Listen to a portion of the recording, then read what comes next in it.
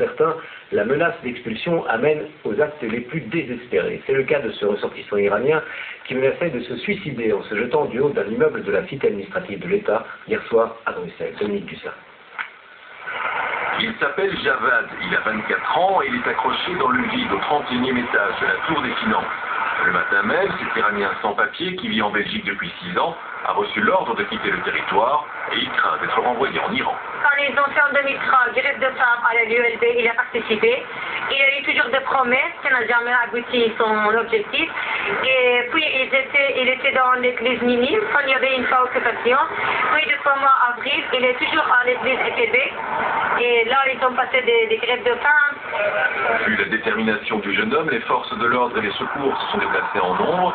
Un négociateur des unités spéciales de la police fédérale a discuté avec le désespéré et un représentant de l'Office des étrangers lui a promis qu'il ne serait pas expulsé dans l'immédiat. Il reste que les actions des sans-papiers deviennent de plus en plus extrêmes. Les Iraniens vont faire ça, les Africains vont faire ça, les Arabes vont faire ça. Il faut réagir, il faut les empêcher maintenant. Parce que bon, les gens, ils sont à bout. C'est tout ce que je peux dire et on demande une solution.